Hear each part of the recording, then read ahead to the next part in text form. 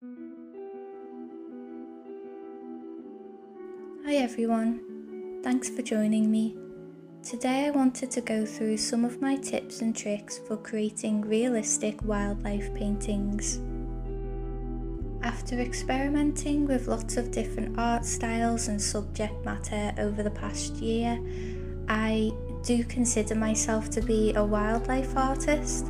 It's a place where I feel most myself and I really enjoy the work that I produce. As you probably already know from my previous videos, I absolutely love spending time outside. I love plants and I love animals, and I want my paintings to reflect this. And this leads me to talk about the painting in this video. I absolutely adore squirrels. I think they're just adorable and really playful.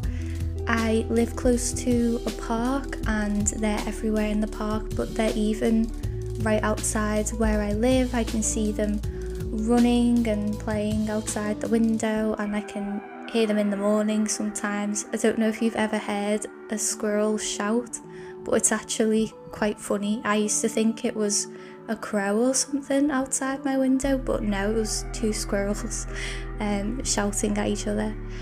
So yeah, I already love squirrels, and I usually don't paint things unless I already have an attachment to the subject matter. So yeah, a squirrel was perfect to paint today.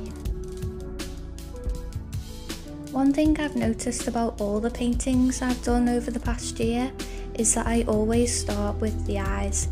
I think it's just easier for me in the painting process to start with them, because once they're fully rendered I can see the animal's personality a lot easier, and then the rest of the painting just falls into place.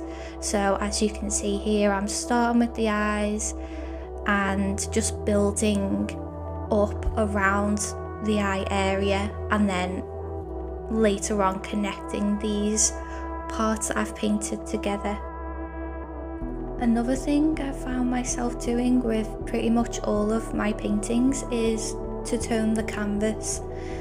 I think quite a few artists kind of struggle with the blank canvas staring at them, and I'm one of those artists, so I like to tone the canvas a particular colour before I start. So I don't necessarily do an underpainting, just having a wash of colour usually is enough for me. And for this painting I went with an analogous colour as the base. If you want me to go through how I choose my canvas colour in depth, just leave a comment and I'll do a full length video on it. But for this, the colour is pretty similar to the squirrel, and I think I used burnt sienna or raw sienna, but yeah, just like an earth tone that was similar to the fur on the squirrel. And the reason I do this is because I don't want the little like white flecks of the canvas to show through when the painting's done. Because it's textured, you're gonna see that even after quite a few of the layers. So I'd rather have a colour that either blends in with the painting, or a colour I've chosen to tie it all together to peek through instead of stark white. I think that's too much contrast, but sometimes leaving the canvas white really works for other artists because the colours are a lot more vibrant, because there aren't as many layers of colour beneath them. So it's really up to you what you decide, but for me, I always have to tone the canvas, then it's just less scary because I've already put down a layer of paint, so it's easier to start for me. So now I'm going to talk about the types of brushes I use, and this took a lot of trial and error over the past year because honestly I don't really know what I'm doing when I approach a painting. A lot of it I've learned myself through physically doing it, to see what works best for me. And for most of my wildlife paintings, it turns out that filbert brushes are the ones for me, because I'm painting a lot of fur and feathers, and these just achieve that texture without much effort.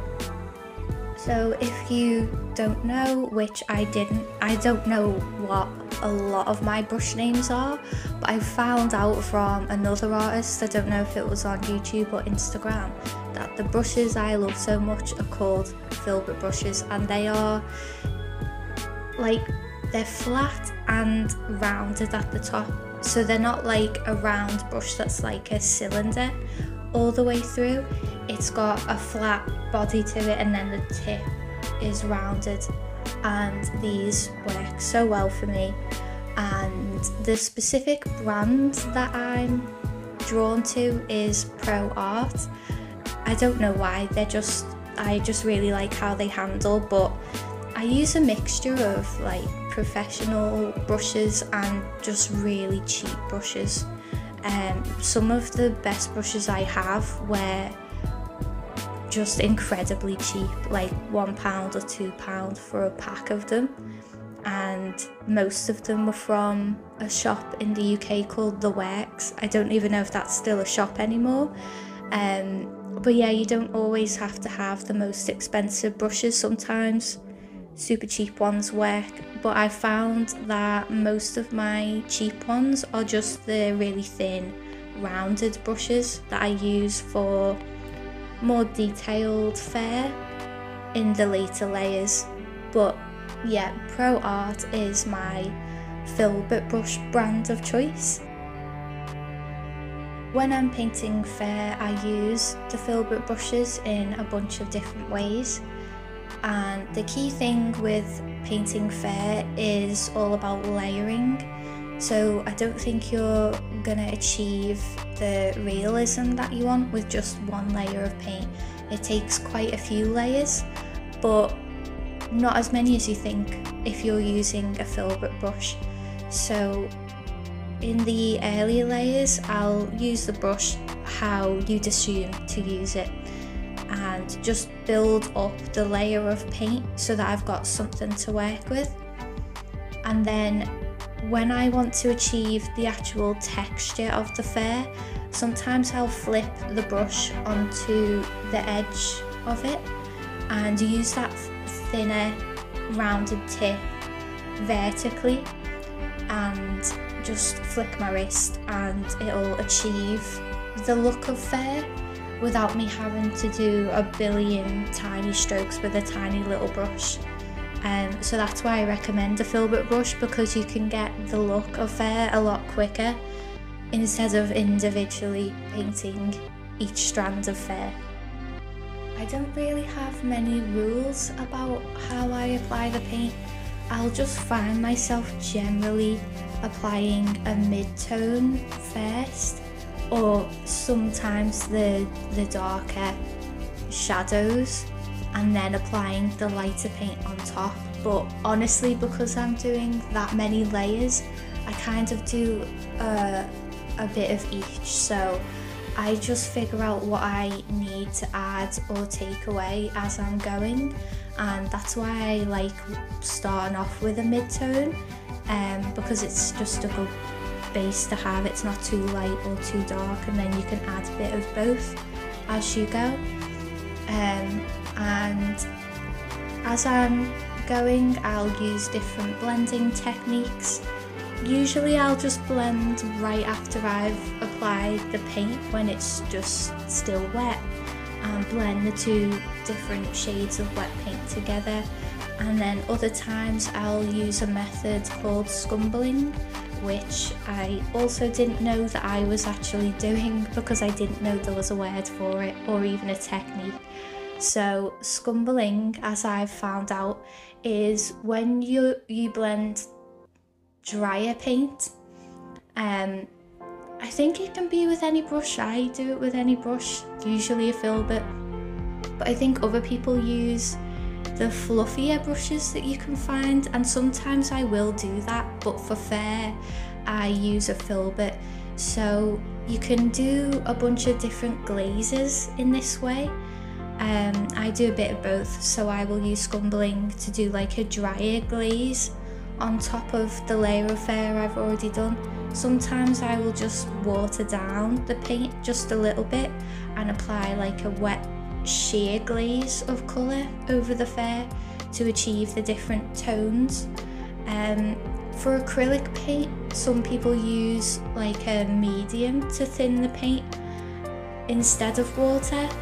I have used it before, but I don't think I'm using it properly because it can be a bit sticky for me to use, so I just prefer watering the paint down. Just make sure you're not adding too much water because you don't want the actual bonds within the paint pigment to get really loose. But if you just dilute it slightly so that it's a bit more sheer, so not watercolour level, but just a little bit, that will be good enough for a glaze.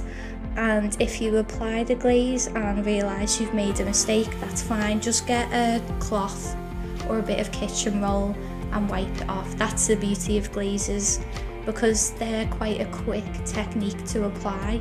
They can be quickly undone. So yeah, don't worry if you don't like the colour, just wipe it off. When I'm looking at what colours I need to add or remove, I'm paying attention to a bunch of different things. So one area I'm focusing on is light and shadow, where to add the shadows, where to add the highlights. And then another thing I'm paying attention to is the actual temperature.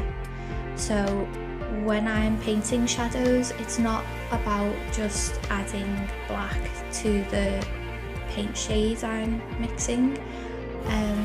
Different shadows have different temperatures. Sometimes the shadow is warm, sometimes it's cool, sometimes it's a complementary colour, so the opposite colour on the colour wheel to the subject you're painting. So if you're really paying attention and looking close, sometimes the shadow might look a bit blue or purple, or it could be like a deep reddish brown. So I'm paying attention to the temperature of the different parts of fur. Sometimes the fur isn't all the same temperature, it's not all warm or all cool. So I just pay attention to the different sections and what might need to be warmed up and what areas might need to be cooled down. Another area that I focus on when I'm in the painting process is the lightest lights and the darkest darks of the painting, and it can be quite difficult to see if you've got this correct without having the background painted in. So even though I tone the canvas, and it really does help with making the highlights pop and the shadows pop as well when I'm first painting the subject, it usually isn't quite enough until I've got the correct background colours in. And this background, some of it was quite dark, and once I painted that in, I realised I had to go back into the layers of fur on the squirrel and adjust the shadows and the highlights. It's usually adding more contrast, so I'll make the lightest lights even lighter and the darker darks darker to make the subject pop out of the background instead of sinking into it. In addition to this, I'll make sure that the subject is coherent with the background. So it's not just about the light and shadow on the subject, it's also about, like I said earlier, the temperature, but also just the colours that are in the fur. A lot of the time the fur will reflect whatever colours are in the environment, and sometimes I'll have to put a glaze over just so that the subject isn't too contrasting with the background. So it's like a little dance that you have to do where you're making the subject pop against the background, but not too much. You don't want it to stand out too much because it is part of its environment, and we do have to remember that.